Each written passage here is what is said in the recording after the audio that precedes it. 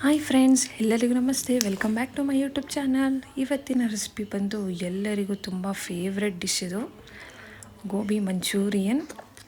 ಇದು ಮಾಡೋದು ಹೇಗೆ ಮತ್ತು ಅದಕ್ಕೆ ಏನೇನು ಬೇಕು ಅಂತ ನೋಡೋಣ ಬನ್ನಿ. ಕಾಲಿಫ್ಲವರ್ನ ಅಂದರೆ ಹೂಕೋಸನ್ನ ಚಿಕ್ಕ ಚಿಕ್ಕದಾಗಿ ಕಟ್ ಮಾಡಿ ಇಟ್ಕೊಂಡಿದ್ದೀನಿ.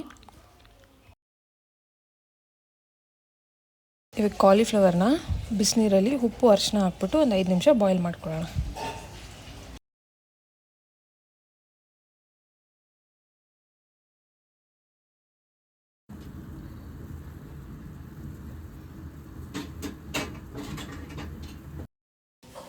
ಇವಾಗ 5 ನಿಮಿಷ ಬಾಯ್ಲ್ ಆಗಿದೆ, ಸೋದಿಸ್ಕೊಳ್ಳೋಣ.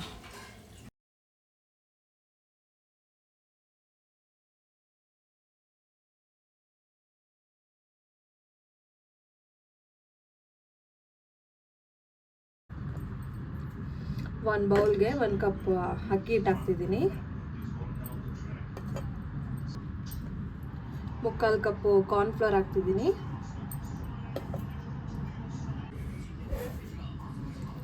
ರುಚಿಗೆ ತಕ್ಕಷ್ಟು ಉಪ್ಪು, 1 ಸ್ಪೂನು ಚಿಲ್ಲಿ ಪೌಡರು,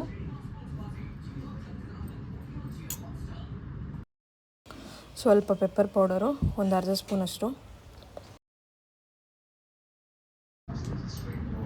ಇವಾಗ ಇದನ್ನು ನೀರು ಹಾಕ್ಕೊಂಡು ಮಿಕ್ಸ್ ಮಾಡ್ಕೊಳ್ಳೋಣ.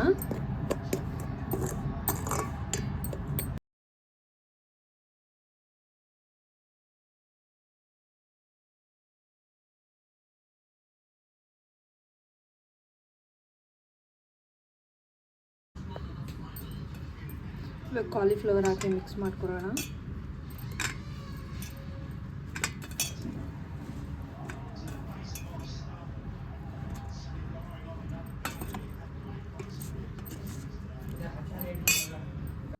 ಕಾಲಿಫ್ಲವರ್ ಮಿಕ್ಸ್ ಮಾಡೋದಾಗಿದೆ, ಆಯಿಲ್ ಕೂಡ ಕಾದಿದೆ. ಬನ್ನಿ ಫ್ರೈ ಮಾಡೋಣ.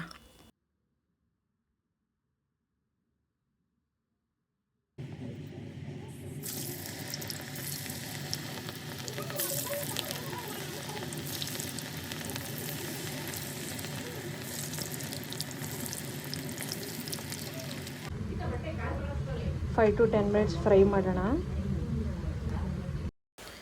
ಇವಾಗ ಇದು ಫ್ರೈ ಆಗಿದೆ, ಸ್ವಲ್ಪ ಬ್ರೌನ್ ಕಲರ್ ಆದರೆ ಸಾಕು.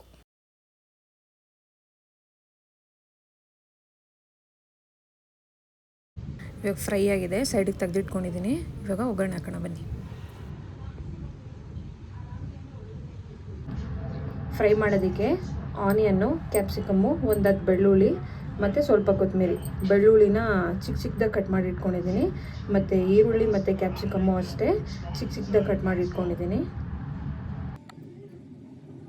ಒಂದು ಫ್ರೈ ಪ್ಯಾನ್ಗೆ ಸ್ವಲ್ಪ ಆಯಿಲು ಮತ್ತು ಬೆಳ್ಳುಳ್ಳಿ, ಈರುಳ್ಳಿ, ಕ್ಯಾಪ್ಸಿಕಮ್ ಹಾಕಿ ಒಂದು 5 ನಿಮಿಷ ಫ್ರೈ ಮಾಡ್ಕೊಳ್ಳಿ.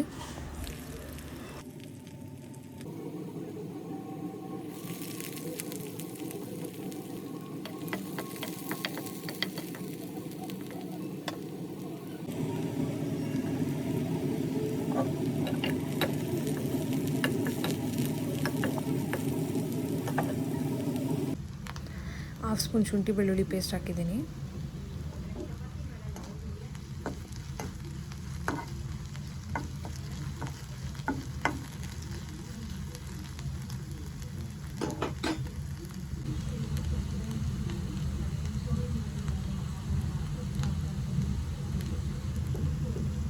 ನನ್ನ ಹತ್ರ ಚಿಲ್ಲಿ ಸಾಸ್ ಇರಲಿಲ್ಲ ಖಾರಕ್ಕೆ, ಹಾಗಾಗಿ ಸ್ವಲ್ಪ ಚಿಲ್ಲಿ ಪೌಡರ್ ಮತ್ತು ಪೆಪ್ಪರ್ ಪೌಡರ್ ಹಾಕ್ಕೊಂಡಿದ್ದೀನಿ. ನಿಮ್ಮ ಹತ್ರ ಚಿಲ್ಲಿ ಸಾಸ್ ಇದ್ದರೆ ಸ್ವಲ್ಪ ಚಿಲ್ಲಿ ಸಾಸ್ ಆ್ಯಡ್ ಮಾಡ್ಕೊಳ್ಳಿ.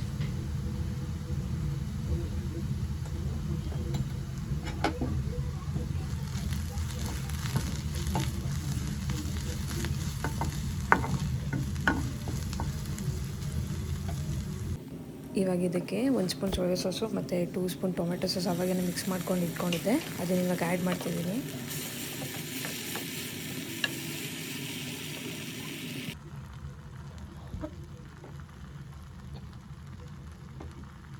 ಇವಾಗ ಇದಕ್ಕೆ ಸಾಸ್ ಮಿಕ್ಸ್ ಮಾಡ್ಕೊಂಡಿದ್ನಲ್ಲ, ಆ ಬೌಲ್ಗೆ 1 ಕಪ್ ನೀರು ಹಾಕ್ಕೊಂಡು ಮಿಕ್ಸ್ ಮಾಡ್ಕೊತಿದ್ದೀನಿ.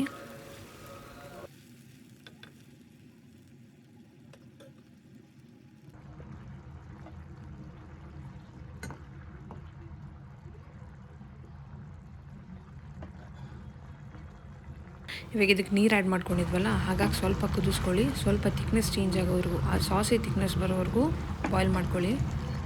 ನೋಡಿ ಸಾಸಿ ಥಿಕ್ನೆಸ್ ಬಂದಿದೆ. ಇವಾಗ ಇದಕ್ಕೆ ಗೋಬಿ ಮಿಕ್ಸ್ ಮಾಡ್ಕೊಳ್ಳೋಣ.